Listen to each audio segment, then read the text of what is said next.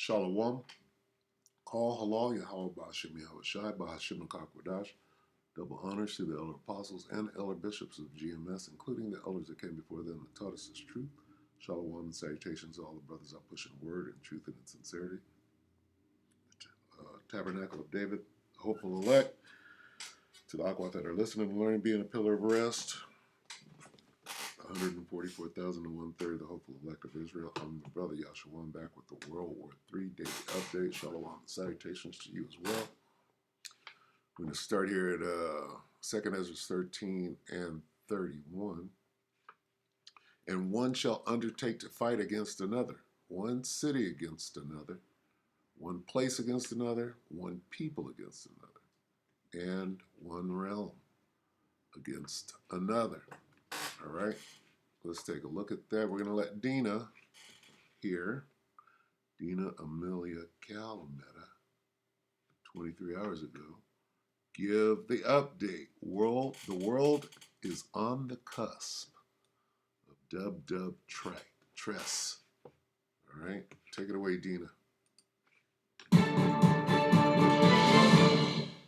Welcome back to the show, everybody. It's Dina Calametta here with CWW7 News, and I have some headlines I'd like to share with you. In fact, the first one comes from the Daily Mail. Apparently, America is actively preparing for war with China over growing fears of a Taiwan invasion. The report goes on to read that Marines from the U.S. and the Philippines have been carrying out ominous war games on small islands a short distance from Taiwan.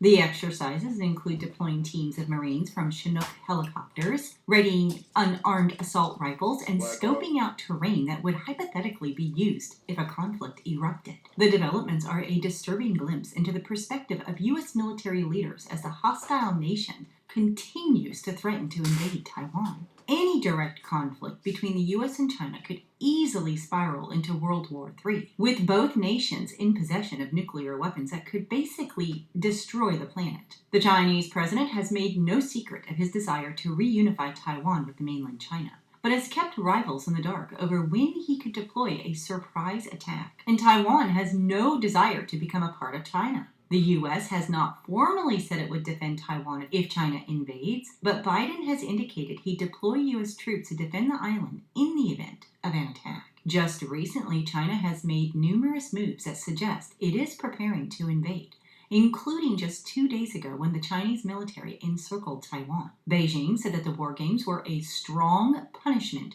for Taiwan following the inauguration of its new president. With the threat looming, the Wall Street Journal joined the 3rd Marine Latoya Regiment in its training on the Philippine Islands, its 4th trip to the region.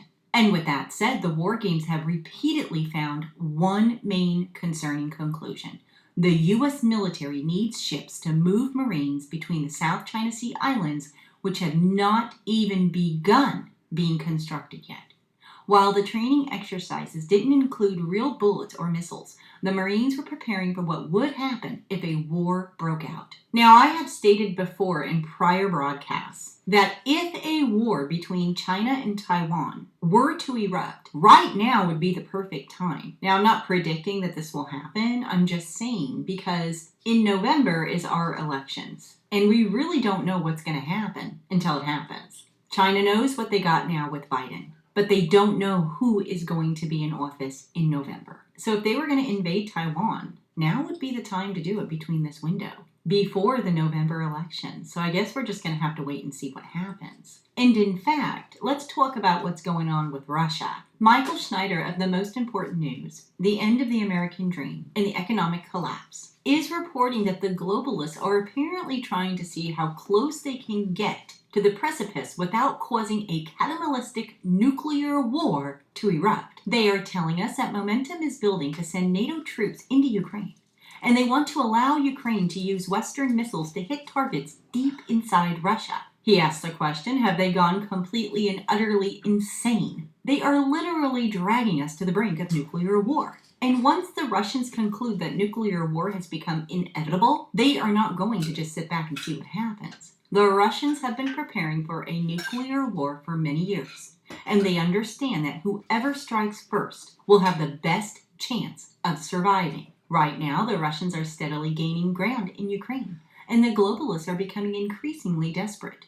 If NATO commits to sending troops into Ukraine, there will be no turning back, and NATO troops will remain in Ukraine until the war is concluded. This is a line that must not be crossed, but they are seriously thinking about doing it anyway.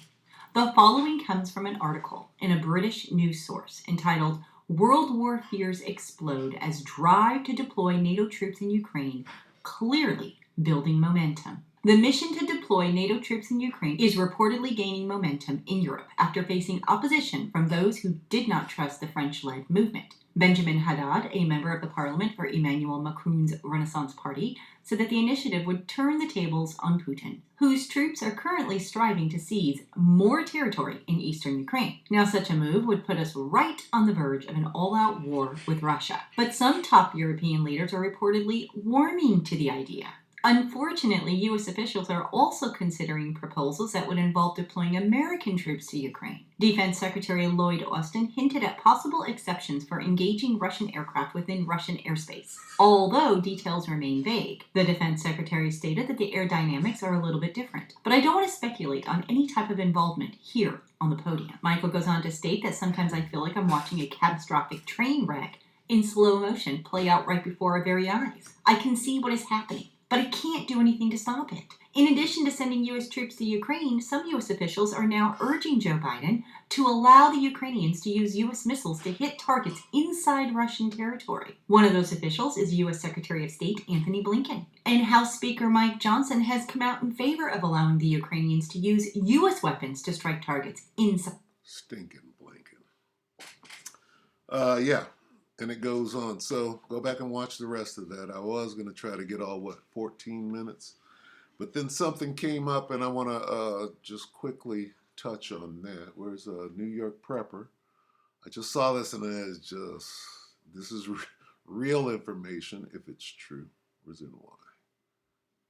So consider this. NY prep, right here. And his headline reads, where is it? His headline reads, right? Where is it? Right here? Look at this. Emergency alert. Israel and Egypt exchange fire? Uh-oh. Uh-oh. Okay? At Rafah. At Rafah. Rafah. Rafah. Okay? So, just that. And then it goes on to say what? Japan what? Japan possibly downs North Korean rocket. That, when you hear that, Japan possibly downs North Korean rocket. What does that say? It says World War III. Okay? It says World War III. Rocket Man got his rocket shot down by Japan. That's a whole different war or theater, if you will. The North Korean or the Korean Peninsula War. What is Japan doing firing on North Korea? See? Now, I'm not going to go into this, but go check it out. Israel, if you understand where Gaza is, or Rafah, right? That's butted up against Egypt right there. And there's a whole lot of politics going on right there, right? To see where those people are going to go, if they're going to kill them all. I mean, this is some serious shit. So when you see Egypt exchange fire with Israel, that goes back to 67. So, I mean, you know what? Let's hear a little bit. Trying to keep it short. In Israel, Israeli and Egyptian forces earlier today. Major breaking news coming in from Israel and North Korea. So starting with Israel, apparently earlier today in Israel, Israeli and Egyptian forces exchanged gunfire near the Rafah border crossing, We're hearing now that as many as 4 Egyptian army soldiers were killed by the Israeli army in this exchange of gunfire near the Rafah border crossing. And according to the Israeli Defense Forces, the Egyptians opened fire first on the Israelis. Okay, so this is huge news, guys. This is just coming out today.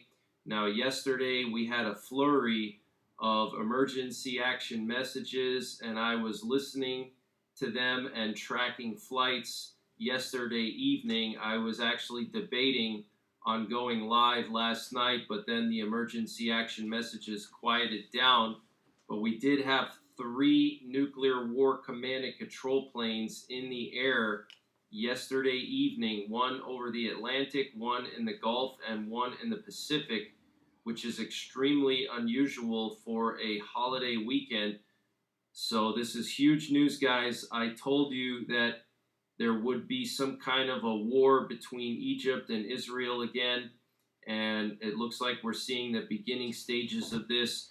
Egypt has already moved banned weapons to the Sinai Peninsula. Okay, Egypt signed an agreement with Israel that they would not have certain types of equipment and certain numbers of equipment, military equipment, in the Sinai Peninsula, and they've violated that agreement. And the excuse that they're using for violating that agreement is because Israel went into Rafah, and Israel's operation in Rafah is going to threaten Egypt's sovereignty. So now Egypt is moving tanks and missiles and helicopters and all kinds of military hardware into the Sinai Peninsula. And now we have this shooting incident on the border between Israeli army and Egyptian army forces. 4 Egyptian soldiers killed, supposedly, okay? We're still waiting for more information to come out. That's all I have for you right now. That's huge. That is a huge escalation, considering that. What are you doing, Egypt? You're meddling in my genocide? Don't you try to stop this genocide. This thing is going forward. Crazy. Moment. And the Jerusalem Post has reported that Israeli troops carried out exercises that simulate warfare deep inside Lebanese territory. Uh-oh. And apparently mosques in the West Bank are calling for a war with the IDF, okay? They're calling for mobilization and a war against the IDF, Israeli Defense Forces. And what you're looking at is video footage coming out of Japan. Okay, so when you consider what he just said, Israel is trying to fight everybody in their circumference because they're completely surrounded. And they're all going to act at the same time. It's going to be a big old war. It's going to expand, and then they're going to have to call in their allies. So we'll see what they say about Japan. What appears to be some type of a large kaboom over the island of Okinawa. Now, North Korea tested some kind of a missile earlier this morning at Okinawa is where they have an American base. So that's suspicious. Late last night, the Japanese put out a warning, or I should say concerning, when I'm dealing with the NY forever, that North Korea was going to test some kind of a missile, and that the Japanese air defenses were on high alert. There was a NOTAM that was posted. So the NOTAM was posted for the airspaces around the Japanese islands of Nahashi, Miyakojima, Ishigakijima, and Yonagunujima, due to the possibility of usage of anti-ballistic missiles to intercept a rocket launched from North Korea. That's Yonaguni, as in the Yonaguni Monument. But anyway, as you can see, right, if this is just war games, we're just test firing. Well, we're just test firing, shooting it down. You put that together.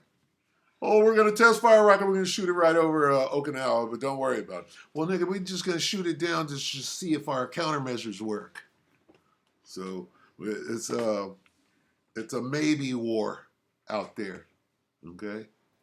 A ghost war, which is going on. So anyway, we'll leave it right there. Let me see. Let's just get Revelation 11. Or Salakia. Yeah. 11:14. Where are we at with it? Here.